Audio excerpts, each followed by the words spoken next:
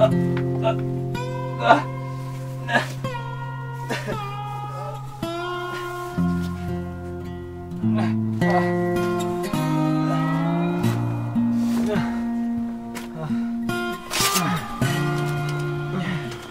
príprave výdatného rybieho pokrmu je potrebné osviežiť sa ľadovým koktejlom z vodky Amundsen. Vašou úlohou je pripraviť originálny koktejl, ktorého hlavnou zložkou bude práve Amundsen vodka. V lese. Rozpočet 6 eur opäť ostáva. Dobre. Tak v tom prípade sa potrebujem dostať opäť do obchodu. A musím pripraviť ten najlepší koktejl, aby toho kanca ten môj porazil. A ja si myslím, že to nebude žiaden problém. V tom prípade opäť teleport do obchodu. Vítajte opäť v obchode. Tentokrát ideme robiť koktejl, ako som už spomínal. Raz som koktejl vymýšľal si taký vlastný koktejl, ale dopadlo to veľmi zle, takmer to zhorelo. A to som nepoužíval oheň. Takže vymyslel som si, nemám preto ešte presný názov, ale vymyslel som si niečo podobné drinku, ktoré ja rád pijem. Bude to o improvizácii. Takže poďme na to. Ľudia, ktorí poznáte alkohol, nesúďte ma. Viem, že Coca-Cola patrí ku drinkom. Neviem k akým presne a preto nechcem, aby ste ma súdili, ale ja použijem niečo iné. Ja chcem byť iný. Šunku. Srandujem každopádne. Použijem vanilkovú kolu, moju obľúbenú, lebo ja Coca-Colu veľmi nepijem, ale vanilkovú mám rád. Vôbec netuším, čo to spraví, ale prečo nie, môže to byť možno chutné. Používam ju. No, a toto už vôbec neviem, či pasuje do takéhoto koktejlu, ale čia semienka sú údajne veľmi zdravé a vyskúšam to. Idem ďalej. Ešte jednu vec musím nájsť.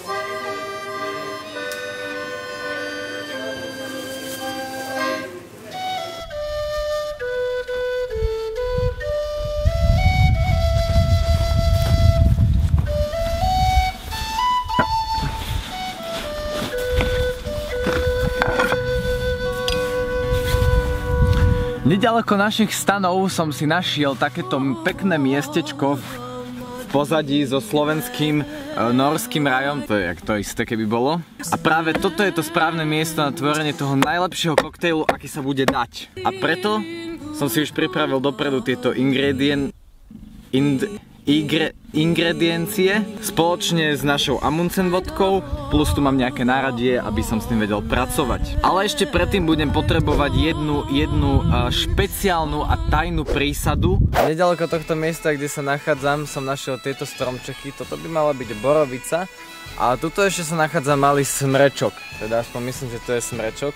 A ja si pre istotu odtrhnem z oboch stromov. Takéto si myslím, že bude stačiť zo smrečka. Takže toto by mohlo stačiť. No a borovicu, tá je hrozne objemná. Zoberiem si nejakú iba malú halúsku. No myslím si, že toto by mohlo stačiť. Borovica je celkom aromatická, smrečok je pekný. Presunieme sa naspäť ku koktejlišti. Čo lepšie ako slovenskú prírodu môžem dať do tohto koktejlu? Potom predstavím vám ďalšiu ingredienciu, ktorú ste už mali možnosť vidieť, ale tak... Chia semienka, pretože sú zdravé a efekt je dôležitý, milí diváci. Toto je domáci mätový sirup. Aj keď celý ten koktejl by mal byť totálne pokazený, tento sirup, podobne ako picové korenie pri rybe, dodá koktejlu poslednú bodku na záver. Ani nie bodku, výkričník. No a pravda, že nesmiem zabudnúť ani na náš základ, na naše podnebie a takisto aj zánebie, našu Amundsen vodku. Zasvietilo nám trošku slniečko v tomto chladnom a severskom prostredí, takže odhodím svoje ťažkosti a môžeme sa pustiť do toho. Ja som si pripravil takúto nádrž, do ktorej to budem celé miešať a začnem alkoholom, takže otváram túto vodku. No, takto si predstavím, že toto mal celý čas pri nose starý pán Amundsen, ktorý sa terigal na severný pól, teda južný pól. No, pomery alkoholu budú od oka, takže tak lejem teda. Čo ja viem, Asi takto by som to dal, možno ešte trošku viac, veď nedal by som veľa, lebo som auto, srandujem. Ale toto si myslím, že je asi taký akurát pomer, no možno aj trošku viac, jak som chcel. Pokračujem prirodzene základnou surovinou a to vanilkovou kolou. Ja sa priznám, že toto je moja, ja kolu moc nepijem, ale toto je naozaj veľmi moja obľúbená. Asi to kúpujem len pri špeciálnych príležitostiach. Takže toto je takisto pre mňa špeciálna príležitosť. No už teda lejem.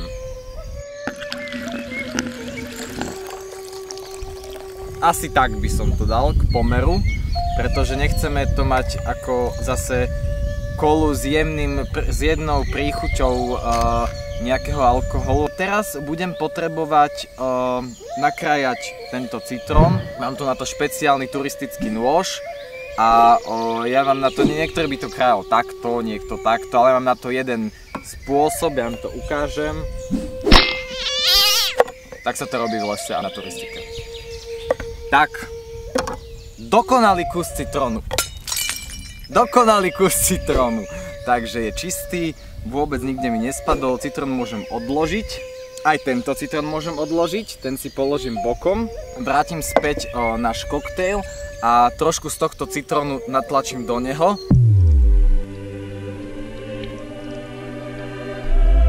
Dôležitý aj efekt pri tvorbe tohto koktejlu, pretože keď niekto robí koktejl nejak takýmto spôsobom, že neviem, veľmi mi to na chuť nepríde potom, ale keď to lieta všade naokolo, keď cítite, jak vás tá vodka a kola oprskáva ešte za tým barom, tak to je jak 5 deky, no áno, čiže zoberiem si varešku, ktorú premiešam. Teraz prechádzam ku jedinečnej ingrediencii.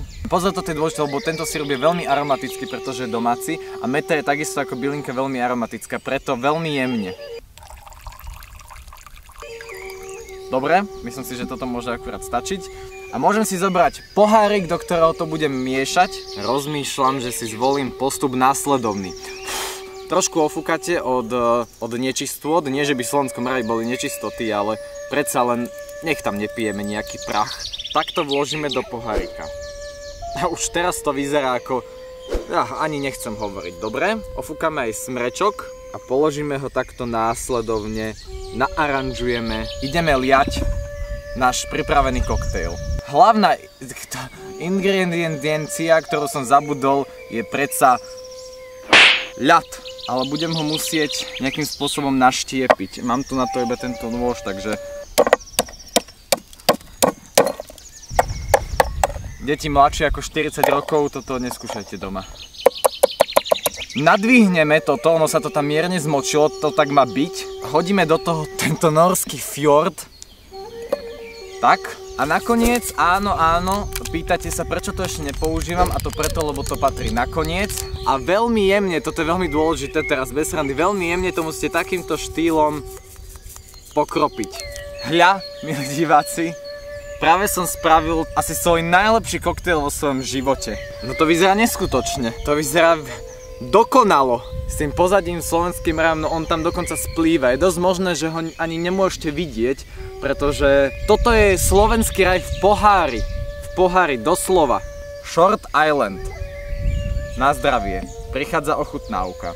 Je to mierne sladké, takže ten, kto má rád sladké, tak si určite príde na svoje, ale chuť je vynikajúca. Ako malý, keď som sa prechádzal po slovenskom raji a sníval som o tom, ako raz pôjdem na trek do Norska a cítil som tie stromy okolo mňa, tak presne tak chutí tento koktejl Short Island. Milí diváci, ďakujem za pozretie tejto výzvy a ako vidíte, tento koktejl som si spravil po svojom. Preto hlasujte za tento koktejl Short Island a Do It Norway.